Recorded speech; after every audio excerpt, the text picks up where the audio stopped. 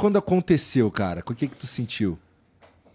Não, então, esse momento tinha a demo, né? A gente fazia tudo, querendo fazer tudo profissional, ensaiava pra caramba, todo dia, ensaiava de luz apagada. Porra! Pra, tipo, conseguir tocar sem ver, porque no show vai estar escuro, sei lá, entendeu? Tentava achar essas coisas pra tentar ficar melhor, né? E aí, gravamos essa demo. Tinha um caminho através do Antônio Pirani, que era um empresário, com um cara da Alemanha que ele conhecia, que no Japão se gostava muito dessa música, que era o tal do metal melódico, que não tinha esse termo na época ainda, mas era um tal bandas tipo Halloween e tal. Tá. E então tinha esse caminho. Tem que lembrar que não tinha internet, que não tinha nada. Claro. Tipo, você tinha que mandar uma fita cassete pro cara na Alemanha, que demorava sei lá quanto, que o cara ia mandar pro Japão, pelo correio, o cara do Japão ia ouvir e ia ver se gostaria de assinar a banda. E aí a gente ficou esperando, foi tipo 1 ano, sei lá. Vai vir, o fax, manda o fax, estão vendo, analisando, não sei o quê, demorava pra caramba, né? E nessa a gente foi ensaiando.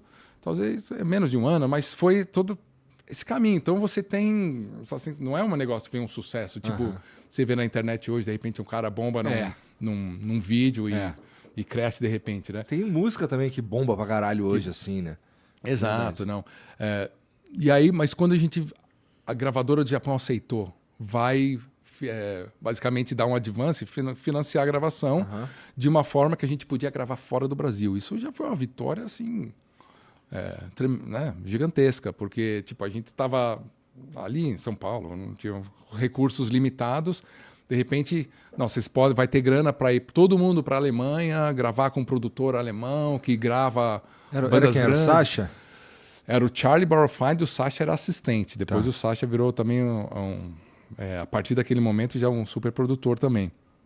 Mas naquele momento ele era o assistente do Charlie, que já tinha uma história. E o Charlie gravou Halloween, Motorhead, não sei, várias bandas europeias. Depois assim, o Sacha fez um puta nome também, né? Como é que fala o sobrenome dele, cara? Porra, você botou na Paet? Eu também não sei, Mas é alemão, então eu não sei, né? Paet? Por isso que eu falo só a Sacha mesmo. Sacha. E aí então, isso eu acho que é uma sensação de vitória. Aí todo mundo vai pro aeroporto. Mas isso já não é uma parada assim meio. Já não é meio vitória mesmo? Porque se aquela galera ele tá fazendo, você tá com aquele grupo, você tem esses produtores e o caralho. E quando você põe esse disco no mercado, porra, esses caras estão envolvidos, já, pô, então quer dizer que isso aqui tem uma qualidade aí. Né? Exato, porque. Então, mas aí as músicas eram boas, né? Mas até então a gente não sabia. Mas tinha um lance assim de. No mundo. Porque essa fita demo que a gente fez 500 cópias da fita demo. A gente fez bonitinho. Era uma fita cassete, né? Que é um negócio de plástico, assim, com a fita. Tem que explicar. Tem que explicar o que é. Tem um folhetinho, a gente fez com um folhetinho que abria assim, tinha umas fotinhas e tal. Maneiro. Um pouquinho melhor. Nessas fotos tu já tava usando já sombra, o caralho? Essa aí não. Ainda tinha uma coisa. Não, eu não uso maquiagem. Tá bom. Não precisava também, né? Tipo. Não precisava. Aí, pô. Então, a fita cassete, a gente fez 500 cópias e aí vendeu, fã-clube, já começou um pouco essa pegada de aquelas referências que tinham. Qual que era a maior banda que sabia fazer isso muito bem? O Kiss. E outras bandas que tinham fã-clube. Que o fã-clube era na carta. Era basicamente um social media na carta. No papel. Então, fazia um fanzine, escrevia ali, que seria o feed.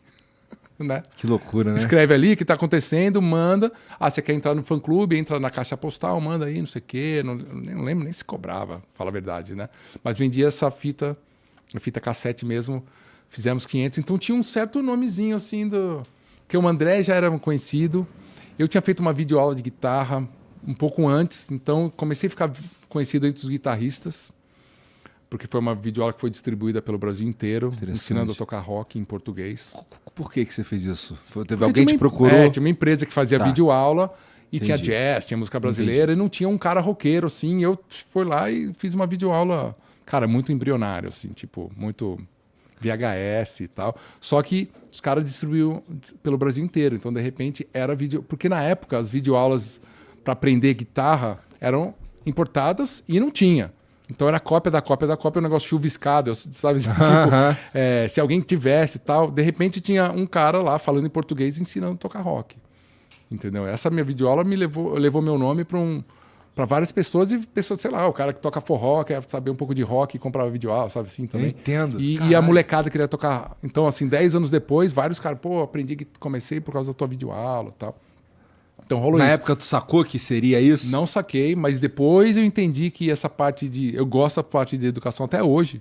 Eu tenho uma Guitar Academy, que eu tenho lá um monte de curso em português, um monte de curso em inglês. Eu gosto, porque eu gosto de aprender. Então eu gosto de ensinar, eu gosto da parte acadêmica da música também. É um lado que eu gosto, dos nomes, de entender mesmo, e de estudar. Sou meio Caxias aí, né? nesse meio nerd, né? Eu sou um nerd sem a parte digital, né? Nerd de ficar mesmo estudando, assim. Isso eu não consigo duvidar, não, cara. E então, eu fiz essa videoaula lá no começo, depois eu fiz nos anos 2000, aí já DVD, depois quando tem um online, vira um link, e aí eu tenho mas já eu tenho era, várias você consegue coisas. chegar em vários lugares até por um preço melhor e tudo mais. Exatamente, eu tenho a minha guitarra, a Kiko Loureiro Guitar Academy, que tem várias aulas em português, várias aulas em inglês.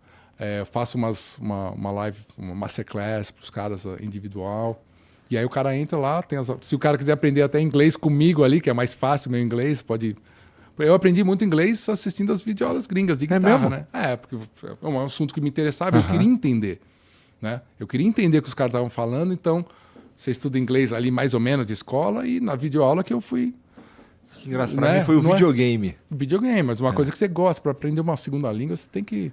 Alguma gostar, coisa né? você tem que precisar daquilo de alguma forma, né? Pra você aprender aquilo mais tranquilamente. Exato. Né? E, porra, então aí o Angra era um pouco, tinha esses fãs, né? Um pouquinho, né? E era tipo o Dream Team, tal, porque era o André, eu tinha ensinado da videoaula um pouco. O Luiz Marito tocava numa banda de Firebox, Firebox chamava, que lotava o Blackjack, que era o bar de São Paulo de rock, metal, lotava já. Então, naquele nicho do nicho, a gente era os caras conhecidos por tocar bem, né? E aí, de repente, esses caras estão juntos, fazendo uma banda, só que a gente não contava pra ninguém, era tudo meio segredo, assim. uma decisão isso? Porque era uma estratégia, uma decisão pensada. Não vamos ficar falando da banda, porque quando a gente aparecer, a gente vai aparecer pronto. Entendeu? Porque tinha aquela coisa do Kiss, mal comparando, né? Mas o Kiss tinha o lance da máscara, não sabia quem era. Era possível esse tipo de coisa, né? Era. No passado. Ainda tem o Slipknot, né? Que tem os caras. Ainda tem algumas coisas assim que os caras. O Ghost, você não, né? Não sabe direito. Até um certo ponto segura um pouco o rosto dos músicos e tal, né? Isso é interessante, né? Porque. Ainda dá pra fazer isso, mas é difícil, né? Com social media. Mas o Kiss fez isso por quantos anos? 10 anos, sei lá. Né? Sem saber. Porra, e aí essa Pensa parada... bem, cara. O cara, ele só é famoso quando ele quer, né? Não, porque aí ele tem que ele tem que vestir aquilo pra, fazer o que ele tem que fazer lá, depois ele volta a ser um cara... Não, o Paul Stanley tem um podcast no Joe Rogan, muito legal com ele, né? Eu não sou tão fã do Kiss pra saber os detalhes. Então ali eu conheci um pouco mais o Paul Stanley agora, mais recente, né? E ele fala que, cara, que ele ia no psicólogo antes de ser famoso, porque ele já estava se preparando para ser famoso. Eu achei isso fantástico. Já, né, queria estar pronto para ser famoso. E ele falava que ele tocava no Madison Square Garden, né, que é o lugar, né, em Nova York, e saía para ir no bar do lado dos fãs, e ninguém reconhecia o cara. Só que ao mesmo tempo que isso é legal, o cara fica com vontade de falar, pô, sou eu. Será, cara? Tipo, sabe assim, essa na entrevista ele falando, que ele ficava com É vontade sério? de falar, sou eu. Tipo, que vê um monte de fã do lado ali. Os caras falando, caralho, tu viu o show do show Kiss, e o cara tá do lado ali, ó. Pô, sou eu. Mas é louco, mas ao mesmo tempo eles conseguiram guardar isso por muito tempo, né? E o Angra, não que a gente se baseou nisso, mas a gente tinha esse lance de, não, vamos fazer legal, não precisa ficar falando. Vamos mostrar. E é uma coisa que a minha filosofia de vida é meio que essa. Tipo, vamos fazer e mostra. Não tem que ficar falando antes de fazer. Né? Porra. Antes de ser. Seja. Seja. Então, vai lá, monta a banda, ensaia pra caramba. Toca no escuro. Toca no escuro. A gente ensaiava 5, 6 horas por dia. Eu lembro no verão, assim, era um verão, de janeiro, todo dia indo lá, ensaiando, melhorando as partes e tal. Tocando no escuro. E aí esperando o lance da resposta da gravadora depois, tal. E aí quando rolou, a gente se preparou mais ainda, foi pra Alemanha gravar. Quando chegou lá, o produtor falou, vocês não sabem nada. E Vocês são ruins. Não falou assim, mas falou pior, né? Tipo, o alemão, o cara... A gente percebeu que não sabia tocar direito. Tava abaixo do nível exigido de excelência do... É muito louco, né? A gente se sentia bem e tal, tocava, pô, as músicas eram boas, mas o cara botou no outro nível, né?